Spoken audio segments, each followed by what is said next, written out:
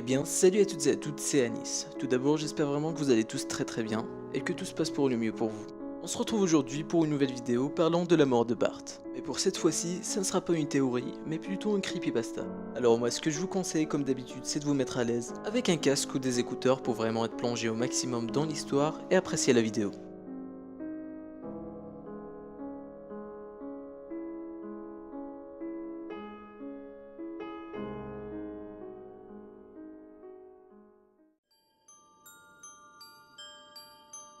Saviez-vous que Fox avait une étrange façon de compter les épisodes des Simpsons? Ils ne tiennent pas compte de deux d'entre eux, rendant le compte du nombre d'épisodes incohérent. La raison est l'existence d'un épisode perdu, de la saison 1. Il est très difficile de trouver des détails à propos de cet épisode manquant, et les personnes impliquées dans le show préfèrent ne pas en parler. D'après les rares infos qui ont pu être rassemblées, l'épisode perdu a été entièrement écrit par Matt Groening, le créateur de la série. Pendant la production de la première saison, Matt a commencé à agir étrangement. Il était très silencieux, et semblait à la fois nerveux et traversé d'obsessions morbides. Évoquer cet épisode à n'importe quel membre de l'équipe de production rend toujours ce dernier très nerveux, au point de vous interdire d'en parler à Matt. J'en ai entendu parler pour la première fois lors d'une conférence, donnée par David Silverman. Une personne dans l'assemblée a posé une question concernant ce fameux épisode, mais Silverman s'est contenté de quitter la salle, interrompant prématurément son allocution. Le numéro de l'épisode était 7G06, et le titre était Dead Bart. L'épisode labellisé 7G06, Morning Lisa, a été réalisé bien plus tard. Et le code de production de Dead Bart lui a été attribué, afin de cacher l'existence de celui-ci. Lors d'une convention, j'ai entrepris de le suivre après qu'il ait donné son discours, dans le but de lui parler seul à seul alors qu'il quittait le bâtiment. Il ne semblait pas gêné que je le suive, s'attendant probablement à une banale rencontre avec un fan obsessionnel. Cependant, quand j'ai mentionné l'épisode en question, son visage s'est décomposé et il s'est mis à trembler. Quand je lui ai demandé s'il pouvait me donner des détails, il semblait au bord des larmes. Il a pris un morceau de papier, a écrit quelque chose dessus, et me l'a donné. Il m'a ensuite prié de ne plus jamais reparler de l'épisode. Le morceau de papier avait une adresse web marquée dessus, que je ne divulguerai pas d'ailleurs, pour les raisons qui vont suivre.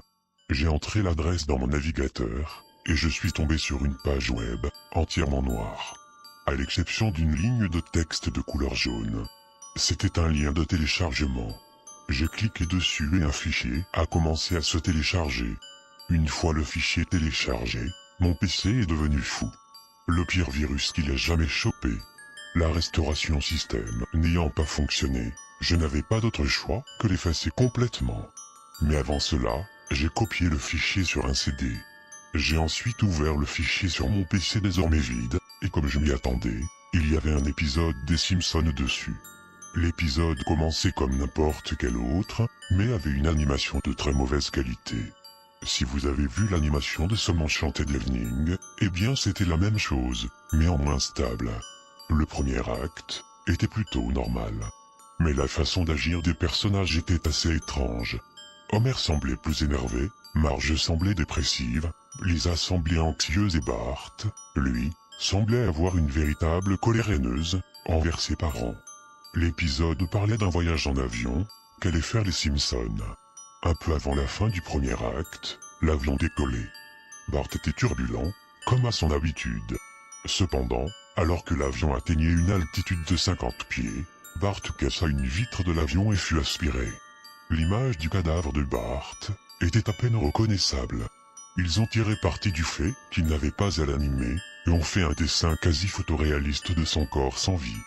L'acte s'est terminé avec une image du cadavre de Bart. Au début de l'acte 2, Homer, Marge et Lisa étaient assis à leur table en pleurant. Ils pleuraient encore et encore. Et ça me faisait mal de les voir dans cet état. L'animation commença à vaciller et on pouvait entendre un léger murmure. Les personnages étaient difficiles à distinguer, ils étaient étirés et flous. Ils ressemblaient à des ombres déformées, avec des couleurs aléatoires. Il y avait des visages, regardant par la fenêtre, qui revenaient par flash, qui étaient donc très difficiles à distinguer. Au final, ils ont continué à pleurer pendant tout l'acte 2. L'acte 3 s'est ouvert en disant qu'une année s'était écoulée. Homer, Marge et Lisa étaient squelettiques et toujours assis à leur table. Aucun signe de Maggie, ni des animaux de compagnie. Puis ils sont allés visiter la tombe de Bart. Springfield était complètement déserte et les maisons décrépissaient à mesure qu'ils avançaient dans le cimetière. Elles semblaient toutes abandonnées. Quand ils sont arrivés à la tombe, le corps de Bart gisait devant la tombe avec le même aspect que dans l'acte 1. La famille se remit à pleurer. Parfois, ils s'arrêtaient et regardaient le corps de Bart. La caméra s'approcha du visage d'Homer pendant un moment. D'après les résumés, Homer racontait une blague à ce moment, mais elle n'était pas audible dans la version que j'avais vue. Il est donc impossible de savoir ce qu'il avait dit. Ensuite, la caméra recula, comme habituellement, à la fin d'un épisode. Les pierres tombales à l'arrière-plan avaient comme nom ceux des invités présents dans la série. Certains d'entre eux n'étaient pas connus en 1989, d'autres n'avaient pas encore figuré dans le show à cette époque-là. Tous avaient la date de leur mort inscrite. Pour les invités morts depuis lors, comme Michael Jackson et George Harrison, les dates étaient celles de leur mort effective. Le générique était silencieux et semblait écrit à la main. L'image finale était la famille des Simpsons, dans son fauteuil comme dans les intros, mais dessinée dans le même style hyper réaliste que le cadavre de Bart. Une pensée m'avait traversé l'esprit après avoir visionné cet épisode pour la première fois. On pourrait donc utiliser les pierres tombales afin de prédire les dates de mort des invités de la série. Sauf qu'il y avait quelque chose d'étrange concernant les dates de mort des invités encore vivants. Toutes leurs morts étaient listées à la même date.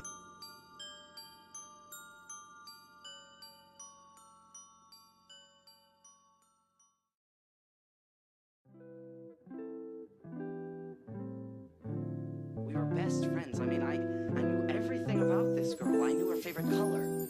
I knew her favorite food.